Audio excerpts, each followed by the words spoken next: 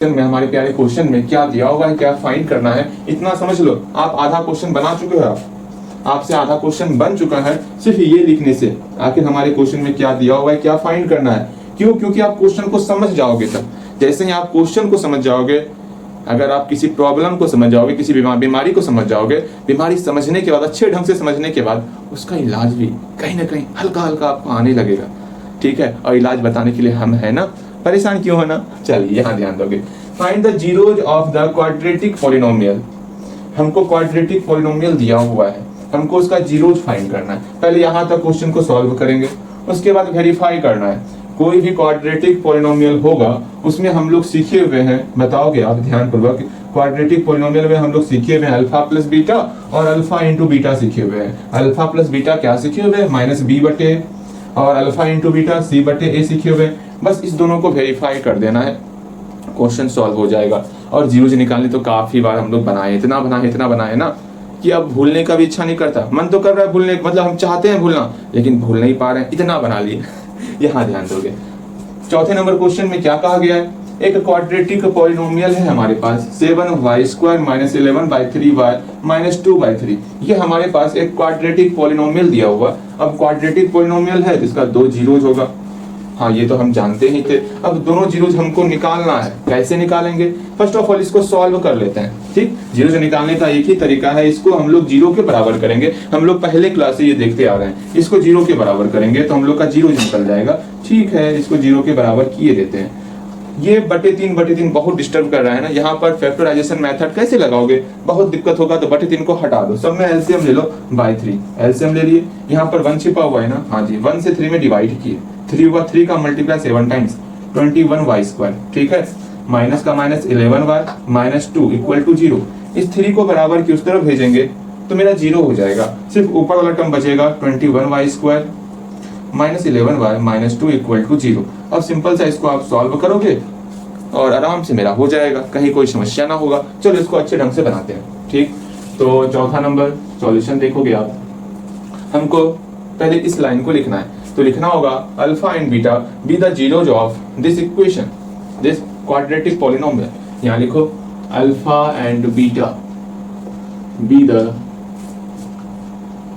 Zeros of 7y² minus 11/3y minus 2/3। ठीक है, zeros of polynomial नहीं भी लगाओगे तो सबको पता है क्वाड्रेटिक पॉलिनोमियल। यहाँ तक आ गए। अब हमको जीरोज निकालना है ना, तो ना इसको 0 के बराबर कर देते हैं। ये आप जानते हो किस प्रकार हम लोग y का वैल्यू निकालेंगे। हमें पूर्णतः विश्वास है ये आपसे बन गया होगा, फिर भी मैं बता रहा हूँ, क्या पता ना बना हो आपसे। ठीक, यहाँ पर बटे 1 छिपा हुआ है, 1 से डिवाइड करेंगे 3 बार में, 3 का multiply 7 times 21y² minus 11y minus 2 equal to 0। यहाँ से 3 बराबर की उस तरफ जाएगा, हम लोग का 21y² minus 11y minus 2 equal to 0। इसको सॉल्व किए देना है बस। कैसे सॉल्व होगा हमें बस इतना ध्यान में रखना है। 2 टर्म, पहले ये टर्म क्या है? माइनस 11y है, इस दोनों का मल्टीप्लाई कीजिए, 21 दूनी 42 माइनस 42 हो गया y²। अब हमको इसको 2 टर्म में तोड़ना है जिससे कि घटाने या जोड़ने पर माइनस 11y हो जाए और मल्टीप्लाई करने पर मेरा माइनस 42y² हो जाए। क्या ही करोगे? तो सिंपल सा मैंने एक ट्रिक बताया था, जो ये माइनस 42 है इसका हम लोग प्राइम फैक्टराइजेशन करने वाले तो करते हैं ना। क्या ही समस्या है? 2 दूनी 4, 2 एकम 2, 3 से 21। यहाँ पर ये आ गया। अब सोचना है यहाँ पर किसको जोड़े, इस दोनों को एक साथ कर देते हैं। 2 तिया 6 और 7 को 7 6 13 नहीं होगा। तब क्या करें? इस दोनों के एक साथ करते हैं, 7 दूनी 14 और 3, 14 3 को आपस में घटाएंगे तो मेरा 11 हो जाएगा और 14 3 को मल्टीप्लाई करेंगे तो क्या होगा? 42 भी आपका हो जाने वाला।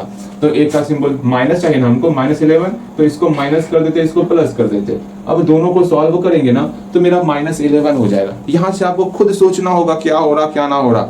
इसलिए मैं कह रहा हूँ ना, मैं बार बार कुछ क्वेश्चन इसलिए आपके लिए छोड़ता हूँ कि आप क्रिएटिव बनो। ठीक है, चलो यहाँ ध्यान दोगे। हम लोग यहीं पर कुछ अपना दिमाग लगाएंगे कि होने वाला क्या है। यहाँ मेरा माइनस 14 और प्लस 3 हो गया। हाँ जी, अर्थात इसको हम लोग माइनस 14y और प्लस 3y के टर्म में तोड़ने वाले हैं। और हम लोग इसको मल्टीप्लाई करेंगे तो मेरा -42y² भी हो जाएगा। दोनों काम हो रहा है। इस तरह आपको ये खुद यहाँ पर आपको सोचना होगा, ये आपका रफ का काम है, यहाँ पर मत करना, ये रफ में करना है आपको, ठीक है। अब यहाँ देखोगे आप आराम से हम लोग क्या करेंगे, बड़े आराम से चलेंगे, कहीं कोई समस्या ना है।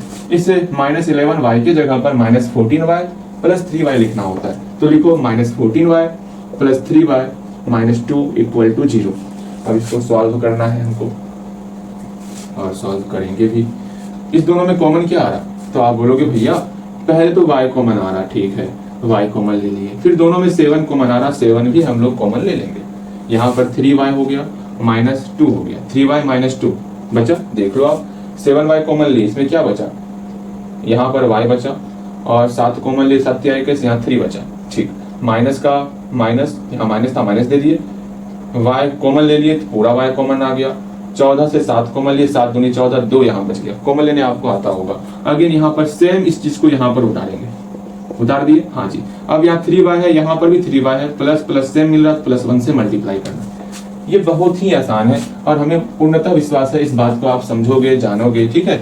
= 0 किए, अब दोनों से जो है कॉमन क्या आएगा, ये टर्म दोनों में कॉमन आ रहा, तो 3y - 2 दोनों से कॉमन ले लिए, बच कौन गया, 7y + 1, 7y + 1 = 0। एक बार इसको 0 के बराबर करेंगे, एक बार दोनों को 0 के बराबर करेंगे और हम लोग का जो है y का वैल्यू निकलेगा।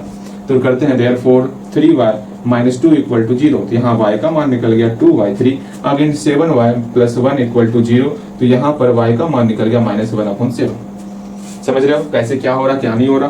तो इसको हम लोग बोल सकते हैं अल्फा और इसको हम लोग बोल सकते हैं बीटा, क्योंकि ये हमारा रूट्स निकल चुका है और हम पहले मान चुके हैं अल्फा और बीटा जो है जीरोज है, ये जीरोज निकला, हाँ भैया, तो ये मेरा अल्फा और बीटा हो गया। आपकी इच्छा, इसको अल्फा मानो या इसको अल्फा मानो, वो आप पर डिपेंड करता है। यहाँ तक पहुंचने के बाद हमको अब जो है रिलेशनशिप बताना है जीरोज और उसके कोफिशिएंट में। मतलब हम लोग क्या करेंगे वो समझने का प्रयास करोगे और समझोगे, और क्या ही करना है, ठीक है। बस देखो समझो, बस मेरा इतना सा ही इच्छा है। अब हम लोग वेरीफाई करने वाले हैं, कहाँ है वेरीफाई करने वाले, लिखो वी सेल वेरीफाई। क्या वेरीफाई करने वाले हैं, first of all alpha + beta = -b/a, इसको वेरीफाई करने वाले हम लोग पहले, ठीक है, करते हैं वेरीफाई। तो हम लोग एक तरफ अल्फा + बीटा निकाल लेते और एक तरफ -b/a निकाल लेते, दोनों का वैल्यू निकालते हैं, देखते हैं दोनों का वैल्यू क्या ही निकलता है, दोनों बराबर होता है या फिर दोनों बराबर नहीं होता है, ठीक है। हम लोग सॉल्व करते हैं सॉल्व। इसका इक्वेशन कहाँ चले गया, अरे भाई साहब, चलो हम इसी से काम चला लेंगे, ठीक है, कहीं कोई समस्या ना। अल्फा + बीटा कितना है, तो आप बोलिएगा भैया अल्फा का मान निकला है 2/3 और बीटा का मान निकला है -1/7। इसको सॉल्व करेंगे, 2/3 + -1/7, यहाँ पर 21, 3 × 7 21, 7 दूनी 14, -7 7 का पारा 3 बार, 3 एकम 3, ठीक है, 11/21। अब हम लोग क्या ही करेंगे, -b का मान कितना है भैया, y का कोफिशिएंट -11/3, तो -11/3, a का कोफिशिएंट 7, तो 7। इसको सॉल्व करेंगे, माइनस यहाँ बटे 1 छिपा हुआ है, समझ रहे हो आप, हाँ भैया ये तो हमको जानत है, हम तो जानत है ये, तो माइनस का माइनस, ये ऊपर वाला टर्म जो है पहले लिखेंगे -11/3, इसी बटे को मल्टीप्लाई में कन्वर्ट करेंगे, ये आपका रेसिप्रोकल हो जाएगा, 1/7 हो जाएगा। मेरे ख्याल से इसमें तो कहीं कोई समस्या ना हो रहा होगा आपको, माइनस गुना माइनस वो प्लस हुआ था, सबको पता है। अब जो है सिंपल सा ऊपर ऊपर गुना, नीचे नीचे गुना, ये आपका दोनों सेम निकल रहा है ना, बस सेम निकलना चाहिए। सो यहाँ लिख देना है, सो अल्फा + बीटा = -b/a, दोनों बराबर है, ठीक है। अब ये नेक्स्ट वेरीफाई एक और था अल्फा × बीटा वाला, वो भी हम लोग को वेरीफाई करना होगा, हाँ जी, वो भी तो वेरीफाई करेंगे ना। तो लिखो again we shall verify, again we shall verify alpha × beta = c/a। हमको फिर से ये वेरीफाई करना है, तो आराम से इसको दो पार्ट में डिवाइड करेंगे, एक तरफ अल्फा बीटा का वैल्यू निकालेंगे, एक तरफ c/a का वैल्यू निकालेंगे, दोनों का हम लोग वैल्यू निकाल लेते हैं। अल्फा × बीटा का वैल्यू निकालते हैं, ठीक है, नीचे ही लिखते हैं, समझ में आएगा आपको अच्छे से। अल्फा का मान कितना था 2/3, तो 2/3 पुट किया, बीटा का मान कितना था -1/7, 1 - 1/7 पुट कर लिए। अगर इसको सॉल्व करेंगे, ऊपर का ऊपर से मल्टीप्लाई, नीचे का नीचे से मल्टीप्लाई, 2 × 1 2/21, माइनस एक बार है तो माइनस लगा दी, बहुत सिंपल सा ये सब सॉल्यूशन होता है। सी का वैल्यू कितना है, इक्वेशन कहाँ है, इक्वेशन यहाँ है ना, सी का वैल्यू इतना/7 हो जाएगा, हाँ भैया जी, ये सब तो बहुत ही आसान है। c का वैल्यू कितना है -2/3, a का वैल्यू 7 है। इसको सॉल्व करेंगे तो हम लोग का जो है, अब इतना हमको बोलना तो ना चाहिए, आप ये जान, इतना आप देखोगे भी नहीं, हल्का हल्का आपसे बन चुका होगा सारा क्वेश्चन। ऊपर का ऊपर से मल्टीप्लाई, नीचे का नीचे का नीचे से मल्टीप्लाई, बस बड़े आराम से बना लिए, कहीं पर कोई समस्या नहीं है। अब बताओ कोई समस्या? बिल्कुल नहीं, समस्या नाम का ही चीज ना होगा आपके पास। सो अल्फा इंटू बीटा बराबर c/a होगा। हम लोग ये वेरीफाई कर लिए, बहुत अच्छी बात। चलो अपना क्लास स्टार्ट करते हैं, ठीक है। फिर से आपको जो है नेक्स्ट क्लास में भी 2-3 क्वेश्चन मैं दे दूंगा, जिसमें आपको खुद का दिमाग लगाना है, उसका सॉल्यूशन नेक्स्ट वाले क्लास में मैं डाल दूंगा।